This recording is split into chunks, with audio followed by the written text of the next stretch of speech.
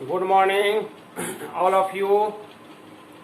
अब जो बचा खुचा टॉपिक है वही अब लास्ट होते जा रहा है, अंतिम दहलीज की ओर पहुंच रहे हैं। अब हम भी चाह रहे हैं कि इसमें कुछ टॉपिक को छोड़े नहीं, इसलिए जो बचा खुचा टॉपिक है वह हम बता रहे हैं।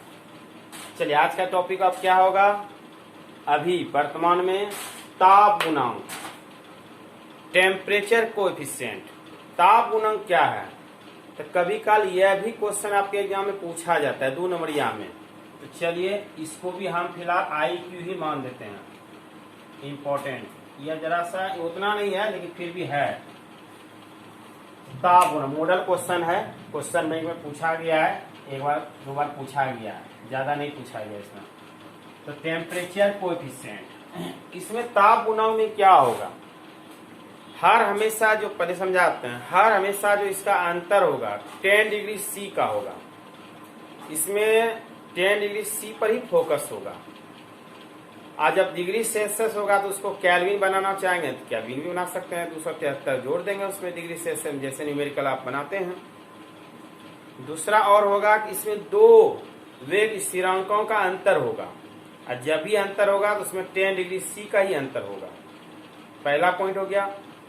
और इसका जो मान होगा 2 या 3 के बीच में रहेगा, 2 हो सकता है या 3 हो सकता है।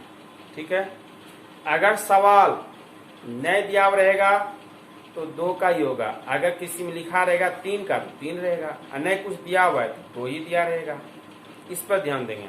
कभी काल ऑब्जेक्टिव पूछ देता है कि ताप गुणांक का मान किसके किसके बीच में रहता है, 4 विकल्प दे देगा, तो 2 से 3 के बीच रहता है। क्या रहेगा, 2 से 3 के बीच में। और ताप गुणांक की पहचान होगा म्यू TC, T से ताप टेम्परेचर और C से कोएफिशिएंट। ठीक है, अब हम लोग चलते हैं परिभाषा पे। परिभाषा कर रहा है कि 10 डिग्री C ताप के अंतर पर, है ना, उपस्थित 2 वेग स्थिरांकों के अनुपात को, बड़ा हल्का है, उसी को कहा जाता है ताप गुणांक, या इसी को कह सकते हैं तापी गुणांक। ताप गुणांक या तापी गुणांक। और क्या हुआ परिभाषा, पुनः एक बार सुनिए, 80 समझाते हैं, अंत भला तो सब भला। 10 डिग्री C ताप के अंतर, 10 डिग्री C ताप का अंतर क्या होगा, 2 के बीच में कंपेरिजन होगा, 2 वेग स्थिरांक दिया रहेगा, उसमें अंतर क्या होगा, 10 डिग्री C का होगा। बस इतना ही समझिए। यही हमने लिखा भी है, 2 वेग स्थिरांकों के अनुपात को ताप गुणांक या तापी गुणांक कहते हैं। और इसका सिंबल क्या होगा, तो म्यू। इसको हम लिख देते हैं, कभी भूल भी जाएंगे तो इसका उच्चारण होगा म्यू। और ताप का T का क्या हुआ, टेम्परेचर, और C का क्या हुआ, कोएफिशिएंट। ठीक है, इसे म्यू TC के द्वारा सूचित किया जाता है। यह सब चीज जल्दी आपको डिनोट फिनोट नहीं बताएगा, यह सब हाई लेवल चीज का है, इसलिए हमने बता दिया यहाँ पे। अब क्या हुआ, ताप गुणांक का फॉर्मूला भी क्या होगा, यही फॉर्मूला हो जाएगा KT प्लस 10 डिग्री C बटे KT डिग्री C, यानी KT प्लस 10 डिग्री C बटे KT डिग्री C। इसका होगा ताप गुणांक का, जिसका पहचान क्या हुआ, म्यू TC। अब कहेंगे, और इसमें हमने लिख भी दिया है कि सामान्यतः ताप गुणांक का मान जो होता है 2 से 3 के बीच रहता है। क्लियर, यहीं तक आपको लिखना है एग्जाम में, इससे आगे आप नहीं बढ़ेंगे।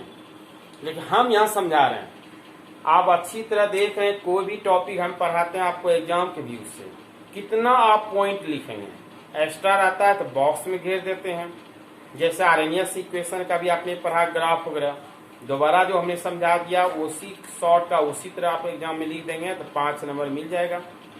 नए ग्राफ बनाएंगे, सरल रेखीय समीकरण से डायरेक्ट आप लिख सकते हैं। लेकिन पहली बार जो भी चीज हम बताएंगे डिटेल में बताएंगे, तो यहीं तक आप एग्जाम लिखेंगे, इससे ज्यादा आप नहीं बढ़ेंगे। अब हम समझा रहे हैं कि अब हमने लिखा 2 वेग स्थिरांकों। चलिए, मान लिया सामान्यतः 2 ताप है, एक 35 डिग्री C है और दूसरा 25 डिग्री C लिए जाते हैं, तब क्या हो जाएगा, म्यू TC तो पहला ताप क्या था, देख रहे हैं T1 25 डिग्री सी, और दूसरा क्या है 35 डिग्री सी। ठीक है, तो लिख देते हैं 25 डिग्री सी अब बटे क्या है 35 डिग्री सी। हो गया। अब दोनों का अंतर में क्या होगा, 35 में 25 घटा दीजिए, कितना हो जाएगा 35 में 25 कितना 10 होगा ना, और उल्टा लिखा गया। अच्छा 35 डिग्री सी, तो 35 डिग्री सी या बटे कितना होगा 25 degree C. Clear, concept clear हो गया। तो यही हुआ। अब दो वेग इस तरह का अंतर, तो 35 डिग्री में 25 घटा दें कितना होगा 10 डिग्री सी, यही आया 10 डिग्री सी ताप के अंतर, 10 डिग्री साफ ताप के अंतर। क्लियर। अब नीचे एक एग्जांपल देते हैं, ऐसे इसका न्यूमेरिकल वगैरह नहीं पूछा जाता, लेकिन फिर भी हम बता दिया आपको। जैसे एक अभिक्रिया का ताप दिया हुआ है 10 डिग्री सी से बढ़कर 50 डिग्री सी हो जाता है, 10 डिग्री सी से बढ़कर कितना हो जाएगा 50 डिग्री सी हो जाता है, तो कहता है उस अभिक्रिया पर के वेग पर क्या प्रभाव पड़ेगा। आप कहें कैसे, अब यह करेंगे 10 से भी 20, फिर 20 से 30, 30 से 40, अब 40 से 50, 4 बार में हुआ। अब मान लिया बराबर दिया रहेगा तो कितना बराबर लिखेंगे, उस पर नहीं जाएंगे, हम आपको इसमें ट्रिक बताएंगे। ट्रिक, ऐसा ट्रिक बताएंगे कितनों बड़ा न्यूमेरिकल क्यों नहीं होगा, चुटकी में सॉल्व होगा। पहले तो इसका न्यूमेरिकल पूछेगा नहीं। क्लियर, अब पूछेगा भी तो ऑब्जेक्टिव में, अब पूछे न पूछे हम बता रहे हैं, सारा बात हम ही बता रहे हैं। तो इसमें देखिए T1 कितना है 10 डिग्री सी और T2 कितना है 50 डिग्री सी, है ना। अब इसके लिए एक सूत्र निकला है कि कुछ भी रहेगा तो उसके लिए सूत्र निकलेगा 2 पर n, क्या निकलेगा 2 पर n पावर। अब जितना n का मान निकल जाए तो क्या होगा, अब n निकालना पड़ेगा हमको n, तो उसके लिए n के लिए सूत्र होगा n equal to T2 minus T1, T2 minus T1। ठीक है, अब T2 का मान कितना है 50 डिग्री सी, अब बटे कितना 10 डिग्री सी 10, अब T2 का कितना है 50, अब T1 कितना है 10, अब बटे कितना 10, 50 में 10 घट गया 40 बटे 10, कितना बार आया 4। अब यही लिख देंगे 2 पर 4, कितना हो जाएगा 2 दूनी 4 दूनी 8 दूनी 16, यानी 16 गुना हो जाएगा। कितना गुना हो जाएगा 16 गुना। यही अभिक्रिया के वेग पर क्या प्रभाव पड़ेगा, क्या पड़ेगा, यह 16 गुना हो जाएगा। ठीक है, एक बार पुनः समझाते हैं। ताप गुणांक जब भी होगा इसमें 10 डिग्री सी का अंतर होगा। क्लियर। और दूसरा क्या होगा 10 डिग्री सी का अंतर कैसे होगा, दो वेग स्थिरांक का मान दिया रहेगा, अब दोनों के मान को हम क्या करेंगे घटा देंगे, तो उसमें पता चलेगा 10 डिग्री सी का अंतर होता है। तीसरी बात क्या याद रखना है कि इसका मान जो होता है 2 या 3 के बीच में ही रहता है। क्लियर। अब जैसा सवाल रहेगा उसके अनुसार, अब सवाल कितनों बड़ा क्यों नहीं होगा, जबरदस्त ट्रिक निकल गया तो उस पर पावर क्या कर देंगे 2 पर n, 2 पर n।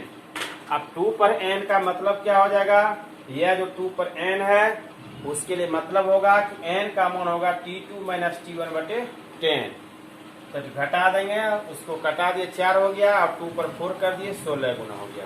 क्लियर। इसमें चाहें तो कितनों भी सवाल दे सकते हैं, लेकिन इस सब का उतना भी इलाज न्यूमेरिकल का नहीं होता है, इसलिए समय फालतू बर्बाद नहीं करेंगे। क्लियर।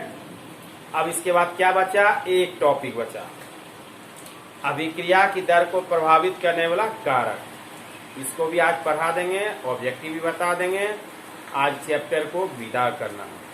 क्लियर। थैंक यू, धन्यवाद, जय भारत, वंदे मातरम।